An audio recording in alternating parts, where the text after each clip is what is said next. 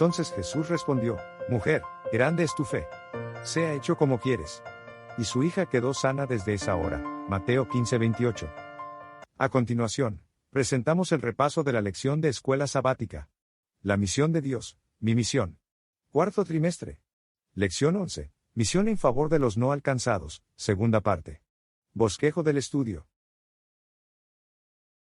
Desde el principio, un Dios amoroso buscó a sus hijos perdidos, Génesis 3:9, y, hasta hoy, este mismo Dios amoroso sigue tratando de alcanzar a los perdidos, Apocalipsis 14:6 al 12, incluyendo a los perdidos de las ciudades. En 2018, la ONU publicó sus últimas estadísticas, según las cuales el 55% de la población del planeta vive en zonas urbanas. Esta cifra aumentará, si el tiempo dura, hasta el 68% en 2050. No tenemos opción. Debemos dar testimonio a los que viven en las ciudades. Sin embargo, muchos miembros del pueblo de Dios actúan como Jonás cuando son llamados a dar testimonio en una ciudad, por la razón que sea, huyen de la tarea. Cuando estuvo sobre la tierra, Jesús ministró no solo a los habitantes de las ciudades de Israel, sino también a los de regiones extranjeras. Esto pone en relieve tres cosas. 1. El plan redentor de Dios siempre ha incluido a todas las naciones de la tierra. 2. Los gentiles no son insensibles a la obra del Espíritu Santo. 3. Dejar de un lado los prejuicios étnicos, culturales y religiosos para amar y servir a los demás, como hizo Cristo. Es un prerequisito para un ministerio transcultural eficaz. Enfrentar desafíos. Visión a regiones lejanas. Leemos que Jesús partió con sus discípulos de Genezaret, Mateo 14:34, y se retiró a la región de Tiro y Sidón, Mateo 15:21. ¿Por qué los llevó desde Galilea hasta estos lugares paganos? Llevó a los discípulos en este viaje de estudio, a las fronteras de estas regiones extranjeras, para que pudieran aprender en situ lo que no podían aprender tan fácilmente en Galilea. Quería enseñarles lecciones que los ayudarían a prepararse para su llamado de alcanzar a todos los grupos de personas, incluyendo a los urbanitas, esto es, quienes viven en las ciudades. Lee Jueces 3:1 al 6, y Primer Libro de Reyes 5:1 al 12 y 11:1 al 6. ¿Cómo nos ayudan estos pasajes a comprender un poco el trasfondo de estas ciudades? En Jueces 3:1 al 6, vemos que Dios utilizó a estos pueblos antiguos para poner a prueba la fe de los israelitas. Lamentablemente, el pueblo de Dios tampoco pasó esa prueba, al menos en este caso, y tomaron de sus hijas por esposas y dieron sus hijas a ellos, y sirvieron a sus dioses, Jueces 3:6. En Reyes 5:1 al 11, podemos ver la estrecha relación entre los sidonios y los hebreos.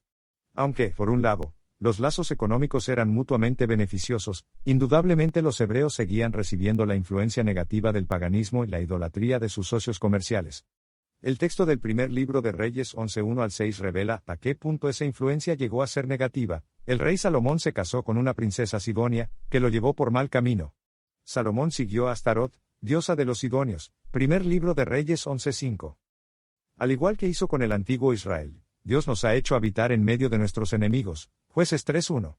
A diferencia de aquel tiempo, nuestra guerra no es física, sino espiritual. Nuestros enemigos no son personas a las que destruir, sino personas a las que salvar y ganar para Cristo.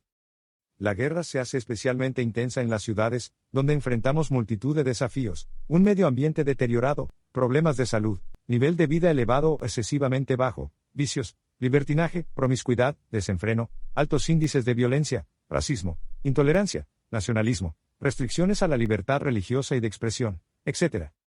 Inevitablemente, debemos unirnos con aquellos a los que queremos ganar para Cristo, como lo hizo Salomón. Sin embargo, debemos evitar ser arrastrados por ellos, como le ocurrió a Salomón. En busca de las multitudes. Indudablemente, Jesús se preocupa por cada persona de forma individual. Sin embargo, Él también se preocupa por las multitudes. Parte de la misión es, pues, alcanzar a las multitudes. Lee Mateo 9:35 al 38. ¿Qué nos enseña esto acerca de la misión a las multitudes, donde quiera que estén? Jesús sintió compasión por las multitudes como las que se encuentran en las ciudades. Lucas 19:41 describe cómo lloró Jesús sobre Jerusalén. ¿Y dónde están las multitudes? En las ciudades. En los núcleos urbanos que, en ocasiones, son ocupados por millones de personas, masas sin rostro, a las que debemos presentar al pastor de las ovejas. Jesús decidió ir a la región de Tiro y Sidón, Fenicia, cuya cultura era totalmente distinta. Debido a su situación al lado del mar Mediterráneo, su principal medio de vida era el comercio marítimo. Por otra parte, sus ciudades estaban llenas de templos paganos. Este viaje a la región de Tiro y Sidón fue uno de los viajes misioneros transculturales de Jesús. ¿Cómo podemos ayudar a la gente a ver lo inútiles que son en sí sus magníficos palacios y emporios de comercio, y por qué necesitan a Jesús? En Tiro y Sidón. Una obra inclusiva. Los eruditos bíblicos creen que el Evangelio de Mateo se escribió específicamente para un público judío, y que Marcos se escribió pensando principalmente en un público gentil. Es provechoso tener presente esta distinción al estudiar los Evangelios. Lee Mateo 15:22 al 28 y Marcos 7:24 al 30. ¿Qué diferencias observas en la forma en que se describe a la mujer? Mateo 15:22 y Marcos 7:26 nos habla de una mujer que era cananea, griega o sirofenicia. En realidad, era todo ello. Mateo escribió su evangelio pensando en un público judío. Para los judíos, esta mujer era cananea. Es decir, pertenecía a los pueblos idólatras que debían ser expulsados de la tierra prometida. Indignos, según ellos pensaban, de la salvación. Marcos escribió su evangelio pensando en un público romano. Ellos usaban el término griega para calificarla, porque no era romana, gentil para los judíos, bárbara para los griegos. Por eso, Marcos especifica su nacionalidad. Ambos evangelistas quisieron recalcar que la mujer era ajena al pueblo de Israel, para que comprendiesen por qué Jesús trató de esa forma a esta mujer antes de concederle su pedido. Todos debían comprender que el evangelio no es solo para un grupo específico, sino que es inclusivo, abarca a todas las personas en todas las naciones y grupos étnicos. ¿Por qué Jesús no respondió inmediatamente a la mujer y después de tanto clamar le dijo, no está bien tomar el pan de los hijos y echarlo a los perrillos? Cristo no respondió inmediatamente a la petición de la mujer. Recibió a esa representante de una raza despreciada como la habrían recibido los judíos.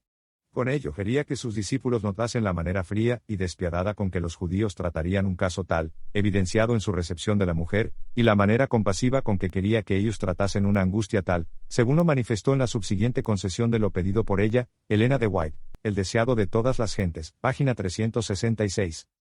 Salvar al perdido. En los barrios no alcanzados de las ciudades, hay muchos que anhelan esperanza. En tiempos de Cristo, ¿qué impedía al pueblo de Dios llevar la esperanza del Mesías a ciudades extranjeras como Tiro y Sidón? El nacionalismo, el orgullo y los prejuicios cegaban al pueblo de Dios ante las oportunidades de ver a los más cercanos que anhelaban la esperanza predicha por las profecías del primer advenimiento. Hoy, en las ciudades, hay muchos grupos poblacionales con los que Jesucristo quiere que su pueblo comparta la bendita esperanza del segundo advenimiento, Tito 2:13. Y, así como a Jesús no le importó cuál era la nacionalidad o la raza de ellos, tampoco debería importarnos a nosotros. En todos los núcleos urbanos hay grupos de personas con los que no nos sentimos inclinados a tratar. Tal vez sea por su religión, por su origen étnico, por sus costumbres. Tal vez sea por su propensión a la violencia, o por su extrema pobreza.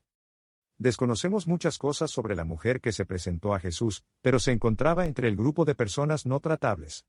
Ante el asombro de sus discípulos, Jesús reconoció la fe de ella y sanó a su hija, Mateo 15:28. El mensaje de Jesús es claro, salvad al perdido sin importar quién es o lo que pensemos de él o de ella. A los apóstoles les tomó tiempo aceptar esto. El Espíritu Santo tuvo que impresionar a Pedro a través de una visión para que aceptase que tenía que llevar el mensaje de salvación a los gentiles, Hechos 10:9 al 28. Mientras esperaba el almuerzo, Pedro tuvo una visión de un bufete en la azotea, con un mantel lleno de animales y aves inmundos. 3 veces se le indicó en esta visión que se levantara y comiera. Dios utilizó estas visiones para confrontar el orgullo religioso de Pedro y su intolerancia hacia los gentiles. Finalmente Pedro comprendió esta verdad, entonces Pedro tomó la palabra y dijo, en verdad veo que Dios no hace acepción de personas, sino que acepta al que es fiel y obra rectamente, de cualquier nación que sea, Hechos 10:34 y 35.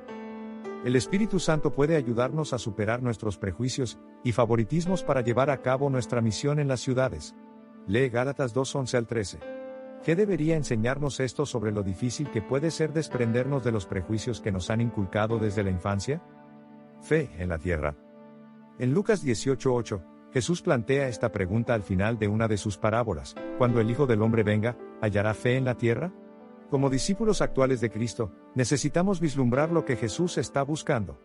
En esta historia, podemos ver que Jesús busca la fe que brilla incluso en medio de la oscuridad.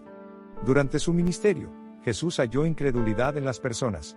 Sin embargo, también encontró fe en las personas más insospechadas. ¿A quiénes describe Jesús como gente de fe? En Capernaum, Jesús destaca a varias personas de fe. En Mateo 8, 10 y 13, vemos a un centurión pagano convertido y con mucha fe. Conocemos a 4 amigos llenos de fe que quitaron el tejado para bajar a su amigo paralítico hasta Jesús, Mateo 9, 2, Marcos 2, 5. En Marcos 10, conocemos al ciego Bartimeo, cuya fe brilla en Jericó. Al mismo tiempo, esperaríamos que entre el pueblo de Dios existiera gran fe.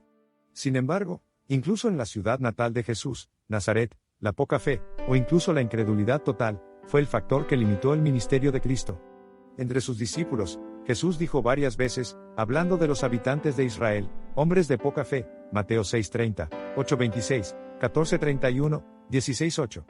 Y en Mateo 17:17 Jesús exclama, generación incrédula y perversa. Una lección que podemos aplicar a la actualidad es que la fe se encuentra en lugares inesperados, en las ciudades, entre extranjeros, entre paganos y entre personas con religiones diferentes. Hay personas de fe esperando por nosotros en las ciudades.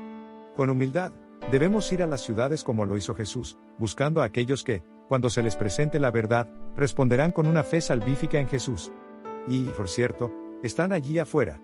Abre tu corazón en oración, pidiendo una mayor porción de fe con la cual compartir tu amor por aquellos que están cerca y lejos. ¿Cómo llegaste a conocer a Jesús y el precioso mensaje de los 3 ángeles? Enumera 3 bendiciones espirituales que hayas experimentado de Jesús en tu vida personal. Prepárate para compartir estos conceptos con tu clase de escuela sabática. Dios te bendiga.